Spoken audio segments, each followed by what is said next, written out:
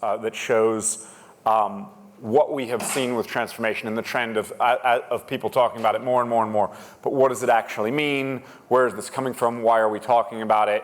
And how is it actually working? I think that's what I want to talk about. First of all, let's look at what that trend has actually done for people. So in the 10-year span that I showed you, where that topic has become more and more popular, what we've seen, if we look at share prices, is agency holding companies flatline at best and decline a little bit if we want to look at it. So as this topic of transformation has come up in our society, as people have thought about how does this impact marketing, how does it mean, what does it mean for my business, the people who have traditionally sat at the forefront of marketing have started to suffer. If we look on the other side and go, well, what has it done to consultancies? The challenge with consultancies, of course, is most of them are private companies. So I can't really give you great data. Accenture is the only one which is a public company, and there you can start to see a massive increase in share price. Where the real winners here have actually been the technology companies, right? They've far outshined what anybody else has done as brands, as businesses have sought to capitalize on new ways of doing things, on a differentiation that exists in the market. And as we've started to look at that, we've got to ask ourselves why, right? And I think the why is quite simple here. There's three things that ultimately technology agencies own that traditional marketing agencies have failed at. Number one is they're setting the promise. They're going out there, they're marketing, what are the benefits of this service? What can we actually do? They own that promise. Number two is they have a very, very clear USP that they're going to sit there and put to market. But most notably is they have recurring revenue streams. The days of just long-term relationships and with agencies has started to fade. You're seeing more and more pitches for every single project, and so ultimately we've seen this become a big challenge. And these SaaS recurring models are giving them a massive advantage and allowing them to start thinking about what they can do. And so the promise ultimately, that promise of more efficient, dynamic, automated marketing and communication, that's the attractive thing that everybody wants to get to. Now there's a reality here, of course, that we need to pay attention to. And that is that when I ask people, and I talk to a lot of people about this, and I see a lot of briefs in a lot of brands who all ask for, how can you make my work more data-driven? How can you give me something that is more focused on dynamic creative, et cetera? And then I ask for the examples of what dynamic creative means to them, and they typically show me a piece of work from a travel agency where maybe the end frame changes, the price changes, and yes, it's dynamic, but there's nothing creative actually about it. That's not, so we need to reframe what we actually mean when we're talking about this, because the challenge here is who's going to drive different aspects of it, and what you wind up with is a situation where most of these programs fail because people don't really know what they're asking for. They don't really know what they want, and as such, there's a failure to plan ahead and look forward. So I'm going to go through and talk a little bit about why all these things fail and how that works. Big question, why? Let's start with where this starts, right? Technology agencies, big promise, lots of possibility, and the reality of it is nobody's promising things that can't be done, but actually there is a massive expectation build of if I buy this, all my problems go away, and everything is fixed and everything is solved, and that's fantastic. The reality then comes in, and they talk to an integrator, and they talk to someone else, and they go, okay, now all of a sudden I've got these legacy systems that I need to tie in with, and it requires some amount of customization, and not everything's going to work, and my budgets come into play, and actually I can't get every module, and so all of a sudden the promise starts to decrease a little bit, and then you get this delivered, and let's call it a year later, and everything's delivered, and they've failed to train their people, and all of a sudden, guess what? They haven't created new roles. Their people are still doing the same things in the same way, and this is what's happening in the business, and then they have to ask themselves, why am I not seeing the returns that were promised me at the beginning? I started with this expectation. The integrator said I was really only going to get this, but I feel like I'm only getting this. And so at best, what they wind up with is something that's happening a little faster, Maybe it's a little cheaper. Oftentimes it's not even that, because actually they're still dealing with their old processes and methodologies. But realistically, what they're getting to is much less differentiated work at the same time. Because as they sit there and are forced through different systems, that's what that's where we wind up. And this becomes a failure to the system. They're not seeing an increase on the bottom line. They're not moving that forward. So we know where we are today, typically. These brands know and businesses know where they are today, and they know where they want to get to. But this is the question, right? What the fuck do we do in the middle? How do we get from point A to point B? Excuse my language, I'm an American. So we've got to kind of look at how these things work, right? And the typical approach that people take, we all like to talk about customer centricity. That's not the truth of our business. This is not the typical approach, even though most brands like to say it. I sit and I talk with people, and the questions they ask and the fundamental starting point is most often, when we talk about transformation problems, what is the technology? What is the technology I have today? What is the technology I want to get to in the end? And after we talk about the technology, we then start to say, well, how is that technology going to be applied to my consumer? And if we're really good, we might ask ourselves, what does it mean for our colleagues and how are they actually going to work with this? But most often we don't. This is fundamentally flawed, because in actual fact, what we need to do if we want to do good work for consumers, if we want to do good work for brands, if we want to do good work, is we start with the colleagues. You start with the people on the inside, you unify a vision around that, you get everyone to buy into one cause, to see the impact that's possible. You perpetuate those stories, those case studies, etc. And what you get is real movement, real change that actually can take root. Because actually, colleagues doing good work breeds good work that then goes into the marketplace. You do good work, you put it into the marketplace. Guess what? You see a natural reaction from consumers. This is a real cycle that you can actually build at that point. And in actual fact, the tech layer should be on the outside. Start with the colleagues, build the vision around the colleagues, find people who genuinely believe in change, and what you wind up with is momentum. And when we talk about transformation, momentum and collaboration is what we need, as opposed to lots of disparate silos. We need to bring that together. This is probably my favorite photo ever. I don't know who did this. I think it's just brilliant. But anyways, there are some really real examples in the world of where this has worked and how we get there. And so I'm going to talk about a few examples and show a couple lessons of how that actually works. So we're going to start with MAC, and this is an example from China. So MAC Cosmetics, lovely brand. They know exactly who their audience is. They make a product that's really well targeted at exactly who their audience is. They, however, have a massive challenge with that audience in that it's a really sought after group. It's a group that's fickle, it's a group that's looking for new product, it's a group that's changing on a regular basis. How do they make an experience a lot more interesting, right? And so what they've done, and the challenge that they had, was how do they transform the purchase? How do they transform the commerce process? And this being a Chinese example, we're going to talk a little bit about online to offline and how that actually works. And I'm going to show you a quick little case study. And we've got it on mute so that I can actually keep talking, because that's that.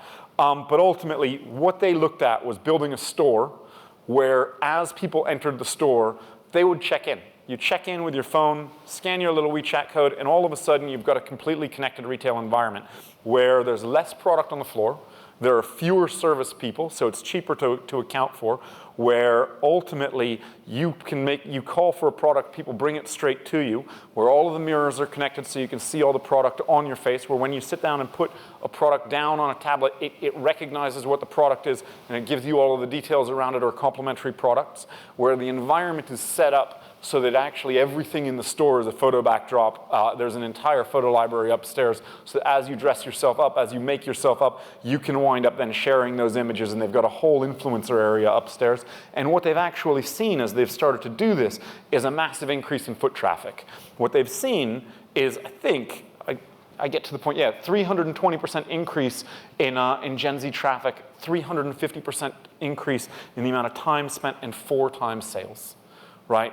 Asking themselves the right question, focusing on the people who are actually going to implement it, and getting the people in the store to understand how this technology is really going to work, training them around that, making that work, started to get them to a whole different view of what's actually possible and where to go. And that becomes a transformation that then starts to replicate and starts to grow. Because you see these kinds of changes in one store, what you're going to want to see is how do we actually carry that forward, and how do we actually build on that success. And those case studies are the things that actually transformation's built on. Another one that I love, and that I talk about a lot, I genuinely talk about this brand probably more than any other brand in the work that I do. And it's not a brand I work on, but I really admire. So everyone in this room, I'm sure, knows the MasterCard Priceless campaign, because it's probably one of the longest running campaigns globally. But it's used the same message and the same promise for such a long time that the question becomes, how do you actually evolve that for a different age? How do you bring that and make it relevant today? How does marketing start to transform itself in the right way? And what you see is a number of different approaches that they're taking in order to do that. All of the experiences that they're looking at are geared in consumers' memory structures, right? They're geared in the simple fact that actually telling someone the same thing repeatedly has been a marketing strategy for decades, but it's very expensive. Whereas making someone do something once, making someone experience something once, or building something that people actually perceive themselves, these are things that are actually going to root themselves much deeper in a memory structure and much closer to the consumer. So the types of things that they're doing exist on the relationship level, where what you're seeing on the right is a piece of work that they did in New York City around just inclusion. And so this was on Gay Pride, but you can start to see all the rainbow signs that they've started to put together around streets. And so for those audiences, they're starting to get a little bit more personal affinity there. The other one in the middle, this is probably the one piece of work where I should have sound, but I don't, is a bit of sonic branding that they've had. So the biggest challenge that actually MasterCard faces, or one of the biggest challenges they face, is that people are being desensitized to the brand at the point of payment. So I don't take the card out, I actually hold my phone there. Where's the brand? Actually, I give Apple the credit, I give Samsung the credit, I give whomever the credit. So that moment of gratification when I buy something, it's disappearing. The brand's not a part of that. The brand is a part of giving me a bill. And if all your brand is a bill, that's not a very great brand experience. That's not what anybody wants. What you want is the gratification that comes at the moment that you get something that you actually desire. So what they're doing is starting to build in a simple sound. We're going back to days of long ago, but you're building in some simple sonic branding, much the way Intel did. But this will be every time you make an online purchase, you'll get a MasterCard sound. Every time you go to one of the new POCs that are going to come out, you'll get a MasterCard sound. At every interaction where there's that moment of gratification, you may not see the brand anymore, but you'll hear the brand, and they'll be a part of your memory structure, and they'll be rooted directly to that gratification moment. The last one I think is actually quite terrifying, but it makes the point really well. This is a piece of work that they did in Singapore recently. I think they did it at the Rugby Sevens. And you can strap yourself into that chair and you can feel what it feels like to be tackled by a rugby player without actually being hit. That sounds awful to me. I don't think that, I don't want to be tackled. I don't want to know what that feels like. It looks like it would hurt. But at the same time, I know I'd remember it. But the point that it makes is that it's really about experience. And when you look at what they're really doing, and I love this quote so much because it makes the point really clearly. To be provocative to my team, I keep telling them advertising is dead. Advertising is about storytelling, so I say storytelling is dead. The future is story making. If I have to fast forward 10 years, the marketing and advertising mix is going to be completely different and experience will be predominant. And if you start looking at the money and where they put their money today, yes, they are still buying TV ads. And yes, TV is massive still. But there is a vision as to where are we actually going and how are we going to get there. And you're starting to see the money flow of where they spend their money on marketing change completely. And that, to me, speaks volumes. And that's really what we're talking about. We're talking about how people actually start to transform and start to move their money and move their cash flow, because that speaks, everyone can have an intent, but actually follow the money and you start to see what's really going to work. The next one I'm going to talk about is Louis Vuitton. I think that this is one of the most incredible brands. I think they've done a better job at transforming themselves than almost any other brand I've ever seen. So when you start thinking about high fashion, you look at what they do, and you've got runway shows, and these things happen twice a year. You've got, you know, fall, winter, spring, summer. It takes 6 months to plan it. There's a massive amount of work that comes out. Then you go to the store, and there's a new collection, right? And they take that, and they start to put content together, and they build content around it so that they can actually sell those products online, and so they can push that forward, and there's a massive amount of prep for this. On the other hand, you've got the brands that are increasingly copying them. You've got the fast fashion brands of the world, the Zaras of the world, who sit there and their objective is one thing: go to these shows and within 6 weeks have something that looks kind of similar on the shelf. And it's how fast can you actually put that out? The amazing part about Louis Vuitton is that they have taken technology transformation and they've applied it both to the way they engage with the consumer and to their own supply chain. And what they've said is, we need to learn what people really want. A 6-month investment and gambling on what people are really going to buy and building up the stock to be able to make that work, and then hoping that you sell out, is a terrible business model today. It's a terrible model when actually we can see what the sales are and we can see things moving faster and faster. And so they've changed that quite dramatically. And if you look right now, and this is their website, and how many new products are introduced to their website on a daily basis in the month of March. And what you can start to see, I mean, you've got 47 new products being added in one day, but ultimately you can see, as opposed to a 6-month timeline, they are adding products every day. And that's not 6 months worth of planning. That is the data that comes from being able to sell is then being applied to what inventory do we need to start creating, what new products do we need to create, so that mid-season they're dropping new products time and time again. And they're doing that by using the data, by using the analysis that comes from real interactions and real purchases, in order to feed it back to their supply chain and get it back online as quick as possible. This is transformation that really impacts the bottom line. This is transformation that makes a difference to business. And this is the kind of things that you're starting to see brands communicate around. I'm going to give another example here, a brand that is quite polarizing in the US. And I'll apologize for giving a bunch of, I'll apologize for the US examples here. But this is really, so Walmart have an amazing reputation as being the cheapest provider there is in the United States. They are the cheapest place where you can buy your produce, your clothes, your whatever you want. They sell everything. That said, when you look at the picture of the stores are chaos. The stores are not considered to be the place where everybody wants to go to hang out. It's not where you want to be seen. It's not any of those things. And yet at the same time, then, if we look at this and we go online, they've built this amazing vision of themselves where you can take someone like me who probably wouldn't shop at a Walmart, but I would happily go to that website and buy anything on that website because it's lovely and it's clean, and their products are actually quite a good quality product. So they've shifted their whole brand image by using technology. They've shifted their brand image from being all about cost and all about cheap to being all about value. And they've shifted from being a polarizing brand where actually the store attracts, they have websites, the people of Walmart. You know, there's websites about this. They've shifted that entire vision from being a polarizing environment to being a really unifying environment. And what you've seen as a process over this is that the share price has gone up by 60%.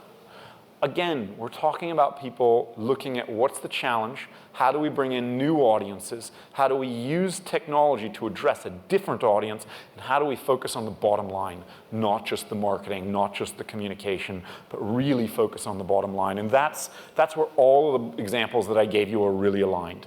They're all focused on what is the bottom line, what's the impact to the business, how are we going to drive that forward. Now the challenge with this is, I've given you a couple good examples. There are a lot of really bad ones out there. So totally unscientific poll. This is me going to Google and doing a random search on transformation impact. And what you find, if you do a random search like that and just count search results, which is, like I said, totally unscientific, but what you find is there's a lot of people announcing big transformation projects, but not very many people coming out and saying, here's how much money we saved, here's how much impact it's had on our bottom line, here's what it's done for my business. Roughly speaking, I counted an 8-to-1 ratio, but it doesn't matter what the ratio is. The point is, you're seeing much more talk about what intent versus impact. And that's the challenge, right? That's where we all actually look at things. And so the question becomes, how do we move from a conversation about challenges and intent to a conversation about impact and results and outputs? And that question to me is a really interesting question, and it begs the question of where is work going and what is the future of work and what do we need in order to make that happen? And there's all kinds of articles about this. They basically all say the same thing. This one's from Forbes, and it says, what is the most important skill for the future? It says creativity, and actually if you look at what the overall set that they recommend, it's going to be all about EQ, creativity, critical thinking, the ability to learn, and the ability to make decisions. And it's a really interesting paradigm shift. And when we go back and think about what I said to you at the very beginning of this, talk, I sat there and I said, transformation, 10 years, terrible for holding companies, terrible for marketing agencies, really good for technology companies, and yet, when I look at this list of what are the skills required for the future, there is no place where those skills are housed in greater volume than within the holding companies and marketing agencies. This is where creative people tend to wind up. Now, I know that there's creative people in every industry, don't get me wrong, but that's what you're starting to see. And that is validated by the fact that you've got brands like Accenture, who have great share price and who have a much higher PE ratio and can use that, and they're going in and buying those brands, and they're buying that creativity because that is what their lifeblood will be based on, and that is what we need in order to actually make things progress. We need to think not just what's the technology, but then how do we get creative people in to apply it in a way where transformation isn't about just the technology. Transformation is about the people, the application, and the training that goes with that. And so where do we go from here and how do we make that happen, right? I think there are things that we need to learn. And that I speak from the agency perspective, so I sit in an agency. So when I say this, I think there are things that marketing agencies, that marketeers as brands need to start to learn. And there's this mentality that exists of I'm going to focus on putting together a brief, and marketing agencies will wait for that brief to be there. And if you look at the way technology agencies sell, it's completely different, right? You guys are all mostly probably from technology agencies, technology brands, so you would know this better than me. But it's all about just focusing on what's the use case, right? And if we focus on the use case and focus on the problem, we can have a whole different conversation. We can start to move that forward in a different way. We can start to talk about moving from processes to agile. And I don't mean this in the traditional just think Agile as a different delivery methodology. I actually think that when we talk about process and speaking candidly from the agency landscape, I think that there's a lot of fear in terms of will we get to a great creative idea.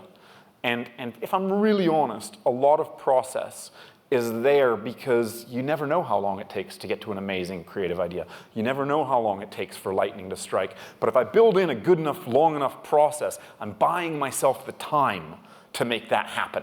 And I'm de-risking. I'm de-risking not just by making sure more people are involved, but by building in that process. The challenge with it is that we've created our own silos within the industry, within this kind of view, and actually what we need to learn is how do we smash people together and get lots of different diverse perspectives to smash together, because that is where ideas are really born. There's a whole bunch of research about where ideas come from, and it's really the diversity of thought coming together. If we go one step further, how do we move from stories to experiences? I think MasterCard has this right. I think they're 100% correct in what they're doing. The stories are lovely. The stories are something that we will all tell. People relate to stories. Experiences are personal, and they're much more rooted, and they're much more lasting. And in a world that is moving to a more monopolistic environment, and you just have to look at the businesses that exist here, scale pays for itself. In a world where that is occurring, you need to be the most memorable person in the room. You need to be the most memorable brand if you're gonna win that battle, and that comes from experience. We need to move from a short term to a big picture thinking. I am of the view personally that we have done a very good job over the past 10 years of pushing short-term thinking. Technology companies, media companies have done a great job of this. If you look at where the money flow is, what you have seen over the past 10 years is that money has moved you've seen about a 30% increase in money towards overall media spend based on performance media, based on being efficient. You've seen negative growth in cash flows going towards creative spend based on the amount of volume going to holding companies. It's not quite a perfect view, but that's what you've actually seen. When you look at that, that is the money flowing towards drive efficiency for me, not drive effectiveness for me, and that goes towards short-term thinking. I think that as we start to see more of the transformation projects that we're talking about kick in, we need to believe that a lot of the efficiency elements, a lot of the short-term, it will take care of itself. We're going to see a lot of automation that just makes all that stuff take care of itself. That gives us permission to take bigger risks on big picture thinking, to be more creative about the long term, to focus ourselves there, and to focus ourselves and the application of creative thought in a much more interesting way where it can apply to brand growth, business growth, and the bottom line, as opposed to continuous pressure around short-termism. The reality is we're not going to get away from quarterly earnings like people like to say at times. We are going to, but we are going to wind up in a world where technology helps us to automate that so we can focus on a different question. That helps us to think about the one thing, right? What are we actually talking about here? We're talking about moving from just thinking about brand promise, from being what does my brand stand for, what do I promise you, how do I do that, to really a world where CMOs have a much different responsibility, and that is to align themselves with the CIO, the CFO, and being able to have a conversation around business growth. And if you can't have that business conversation, if you can't align yourself around business growth, your lifespan in this industry is getting shorter and shorter, as seen by the fact that the CMO has the shortest tenure within the C-suite. So realistically, as we start thinking about that, all that becomes super critical as we think about where this is going. Technology is going to become more immersive. It's going to become more pervasive. We're going to move to a world where it's not just me having a phone and staring at a screen and then putting it down, and the technology is not in my face all the time. It's going to be surrounding me all the time, always on. Every device I have is going to be connected, and that's the world we're going to live in. And as we think about that, it's quite frightening because people already think, wow, change is happening quickly. How do I manage that? But however fast people think technology is changing, however fast people think marketing is changing, the reality of it is it's never going to be this slow again. And if we don't catch up, what we risk is a world where we just focus on efficiency. We can get work out, it'll be fast, but it becomes undifferentiated, and creative agencies in a creative world becomes more and more obsolete as we focus on that. And I think there's a much more positive vision to look at when we start to look at that long term, when we start to look at how we could make transformation really succeed, which allows us to be more optimistic, which allows us to create opportunity and allows us to think in a much more forward-looking and longer-term way. And with that, I'll say thank you and allow you to just kind of say, this is the world we live in, so plug ourselves in and hold on and enjoy the ride. And thank you very much.